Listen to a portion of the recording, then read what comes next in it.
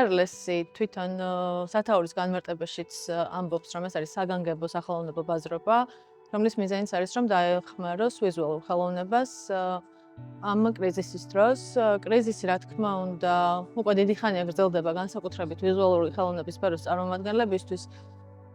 თუმცა სიტუაცია გამწვავდა მას შემდეგ, რაც 28 ნოემბრის განცხადების შემდეგ, როდესაც გავიაზრეთ, რომ ჩვენი ქვეყანა შორდება, ასე ვთქვათ, იმ ევროპულ მომავალს, რომლისკენაც მივდიოდით და რომელთანაც ძალიან დაკავშირებული არის ქართული კულტურა, დაიკეტა თითქმის ყველა სახელოვნებო ინსტიტუცია, გალერეები, გადაიდო გამოფენები და ყველანი გავედით ქუჩაში და 28 ნოემბრის შემდეგ ფაქტობრივად ყოველ დღე ვართ ქუჩაში.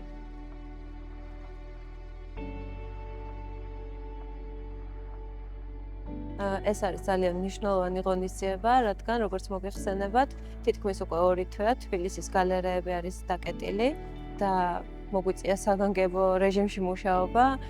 გულისხმობ იმას, რომ ყველამ გადმოვინაცვლეთ ქუჩის პროტესტზე და რაღაცნაირად ამ ღონისძიებამ მოგცა საშუალება, რომ დაუბრუნებოდით ჩვენს ჩვეულ გარემოს, სადაც შეგვიძლია, რომ ადამიანებს ვაჩვენოთ და შევთავაზოთ ხელოვნება, რაც იქნება თბილისის სახელოვნებო სცენაზე.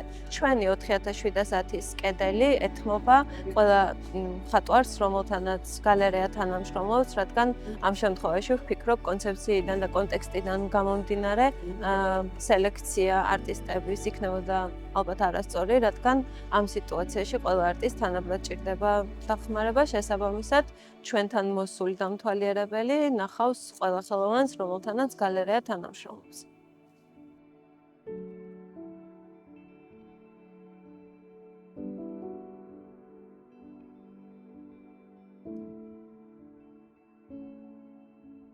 გორის ხელოვნების სახლმა 16 ნოემბერს გახსნა ეს გამოფენა და ეს იყო ერთგვარი რეფლექსია, პასუხი იმის მიმართ, რაც ხდება ქვეყანაში, იმიტომ რომ ხელოვნება, რისი ხელოვნებაა თუ არ გამოეხმაურა იმას, რაც ქვეყანაში ხდება და თუ არ მოახდინა სწორი რეაგირება. თან მით უმეტეს ჩვენ გორელები ვართ, ჩვენ ყველაზე კარგად ვიცით, რას ნიშნავს რუსეთი, რა არის რუსული გავლენა და ამ ინსტალაციით, სადაც რაღაცა საქართველოს საპროტესტო ისტორიის განმავლობაში შემორჩენილი ფრაზები აღვმერჭეთ კედლებზე, გამოვფინეთ და ესე გამოვხატეთ ჩვენი უდიდესი პროტესტი გაყალბებული არჩევნების მიმართ და გამოვხატეთ ასევე სოლიდარობა ყველა ადამიანის მიმართ, ვინც აპროტესტებდა, ვისაც აქამდე რამე გაუპროტესტებია და ინსტალაციის გახსნა ზუსტად 5 დღეში გორის მერიისგან მოგვივიდა წერილი, რომ შენობა უნდა დაგვეტოვებინა. ეს ყველაფერი მოხდა იმის ფონზე, რომ შენობაში დარჩენის ხელშეკრულება გაფორმებული ჰქონდა 2026 წლამდე.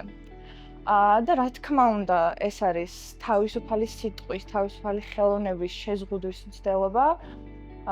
ჩვენ არ ვტოვებთ შენობას, იმიტომ რომ როგორც თქვი, ხელოვნების სახლი არ არის დასათმობი, იმიტომ რომ დაახლოებით 10 წელია უკვე გორელი ხალხი მუშაობს ევროკავშირის და ადამიანების, რა თქმა უნდა, მათი მხარდაჭერით. ეს ადგილი იყო ადრე ფაქტობრივად საზოგადოებრივი ტუალეტი, ანუ ქცეული იყო საშინელებად, რომელსაც რაღაც შორიდანაც ვერ მომახლოვდები და ადამიანებმა თავისი ფიზიკური და მორალური რესურსით გარდაქმნეს ახალ შენობად, რომელიც ძალიან ბევრს ამბობს გორზე და ძალიან ბევრს ამბობს საქართველოს სახელოვნებო სფეროზე. ერთი ფრაგმენტი არის თლიან ოთახში იყო და ერთი ფრაგმენტი ყველაზე მნიშვნელოვანი, ალბათ ყველაზე სიმბოლური, ნაომარი ქალაქი ბოდიშს არიხდის და ჩვენი კლუბის, გორელ ფოტოგრაფთა კლუბის წევრების ფოტოებიც არის და ცენზურა, იმიტომ რომ ფაქტობრივად ცენზურის წინაშე დგას მთელი საქართველო და ქართული ხელოვნება.